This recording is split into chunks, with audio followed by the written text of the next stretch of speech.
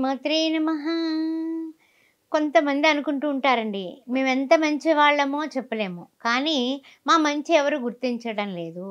లేకపోతే మమ్మల్ని లోకువ చేసి మాట్లాడుతున్నారు. మేమెందుకు తేలికైపోతున్నాము. ప్రపంచంలో అందరూ గౌరవించబడుతున్నారు. అందరికీ కీర్తి ప్రతిష్టలొస్తున్నాయి. అంచెలంచెలుగా మెట్లు ఎక్కినా ఎక్కకపోయినా వైకుంఠ పాళిలో పెద్ద నుచ్చెనెక్కినట్టుగా వెక్కేస్తున్నారు. ఎందుకు మేము చేసే తప్పిదాలేంటి అని చాలామంది వాపోతూ ఉంటారు. వ్యాపారంలో గానీ, వృత్తుల్లో గానీ, ఉద్యోగాల్లో గానీ కొంచెం ఏదైనా సరే కష్టం, నష్టం వచ్చినప్పుడు ఈ విధమైన ఆలోచనలు రావడం అనేది జరుగుతూ వస్తుంది. అయితే ఏమిటంటే కొంచెం మీరు ఒక 9 పాయింట్లు పెట్టుకోండి. ఏంటంటే గనక 9 పాయింట్స్. 9 అంటే డివైన్ సంఖ్య కదా! ఈ 9 పాయింట్లు మీరు పాటిస్తే తప్పనిసరిగా మీరు ఉన్న స్థితి నుంచి ఉన్నత స్థితికి వెళ్ళి తీరుతారు. దాని గురించి ఏమి డోకా లేదు. పెట్టుకోండి. ఎవరితోటి కూడా మీకు వచ్చే ఆదాయం గురించి ఏ విధంగాని కూడా చెప్పుకోకండి. ఫస్ట్ ఆఫ్ ఆల్ ఏ విధంగాని కూడా మీకు వచ్చే ఆదాయం గురించి చెప్పబాకండి. అది ఒకటో పాయింట్. రెండో పాయింట్ కొంతమంది చెప్తూ ఉంటారు. అయ్యో! నాతోటి వాడే అంత బాగా ఉన్నాడు. నేను ఇదిగో ఇలా ఉన్నాను అని నిరాశ పడిపోతూ ఉంటారు. వాళ్ళకి వీళ్ళకి చెప్పి దానివల్ల ఏమిటి లాభం? అది కూడా మానేయండి 2. మూడోది ఏమిటంటే గనక ఆస్తుల గురించి మా అమ్మ వాళ్ళు అది ఇచ్చారు, మా మామగారికి ఇది ఉంది అని చర్చలు చర్చిస్తాం కదా! అలాంటివి కూడా చేయబాకండి. అక్కడికి 3.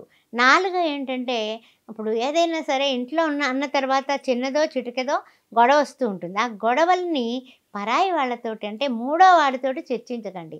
మీ ఇంట్లో మీ అమ్మా నాన్నతోటి, మీ అత్తామామలతోటి చర్చించుకోండి, ఏం పర్వాలేదు. కానీ బయట వాళ్ళతోటి ఎంత స్నేహితులైనా సరే ఇంట్లో విషయాలు వాళ్ళతో చెప్పబాకండి.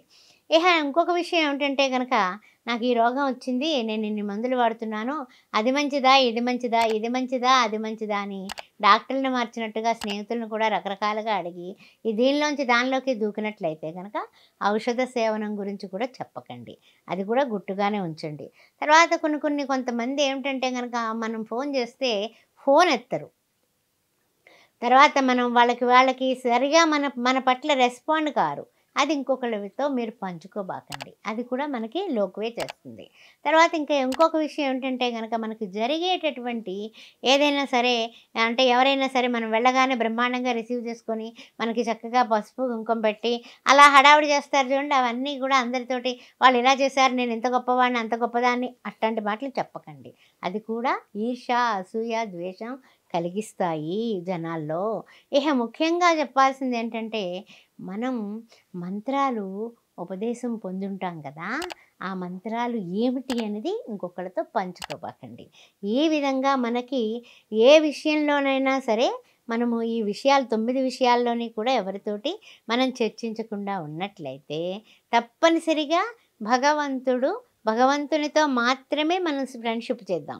అప్పుడు భగవంతుడు ఉన్న స్థితి నుంచి ఉన్నత స్థితికి తీసుకువెడతాడు. అందువల్ల మన భవిష్యత్తు ప్రణాళికకి, కీర్తికి, ప్రతిష్టకి మనం చాలా మంచి పరిస్థితుల్లోకి వెళ్ళడానికి, ధనధాన్య వైభోగం పొందడానికి ఈ 9 ఆచరించి చూడండి.